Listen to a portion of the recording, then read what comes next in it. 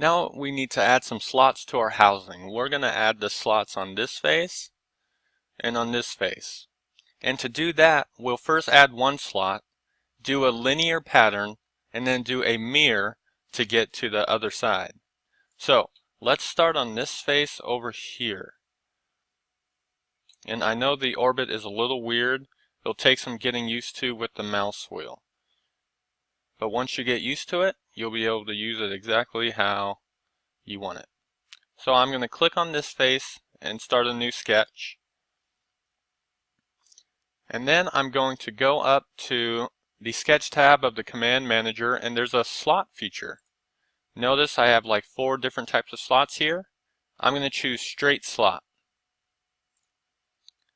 And I'll just click anywhere to start the center line of my slot. But I will make sure that I get a yellow box for vertical, because I want to automatically add that relation. Left click and then expand your mouse out to specify the width of the slot. And here I'll just click anywhere. Now let's add some smart dimensions to the slot. So let's see, from here to here we'll make it 0.25, and then the length of the center line, we'll make that 0.375.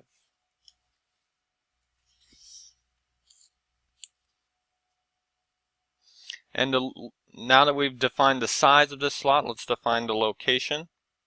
From the center line to the very left edge of the housing, we will have 0.5, half of an inch. And then from the bottom center point here to the bottom edge, the very bottom edge of the housing, we'll also have 0.5. And I have all black in my sketch, so everything's fully defined. I'm going to now do a cut extrude by going to the features tab of my command manager and going to a extruded cut. And here I will do through all. Instead of a blind cut, I'm going to have a through all cut. That means it's going to cut all the way through the part, no matter how big this thickness is here, and no matter if I change it later on. This cut will always be through the entire part. It will always be through. So with that set at through all, that's all I need to set. So I'll press the green check mark for OK. And now I can see my slot. Now let's add a linear pattern by going up to the Features tab in the Command Manager and clicking on Linear Pattern. For my directions in the linear pattern, I click Edges to define the direction. So I want this slot to go up here somewhere, so I want it to go in this direction. And just looking at my part as it is right now, I see a couple of different edges that are going in that direction. So it doesn't matter which edge I click. By clicking on this edge, I'm going to specify direction 1. And here, way over here at the end of the line, you can see a little arrow. That's saying that my linear pattern, it's going to go this way.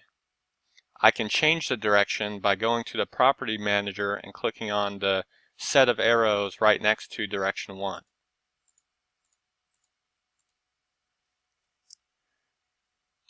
And then for the spacing,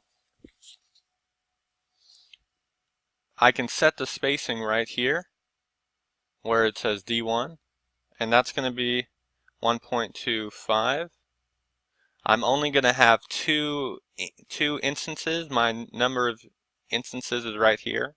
And if you haven't noticed already in SOLIDWORKS, when you hover over pretty much anything, it's going to tell you the nomenclature, the name that SOLIDWORKS uses to define that thing.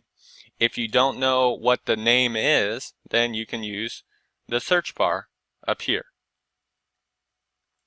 So there's options for a direction to in my linear pattern, but I'm not going to use a direction to.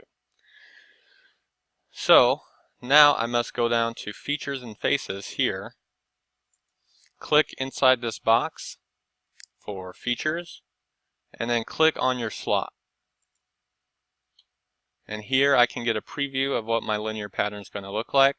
That looks good, so I'll hit the green check mark. And now I will simply mirror my linear pattern across the right plane. So I'll go up to Mirror. I'll select my right plane from the Feature Manager flyout.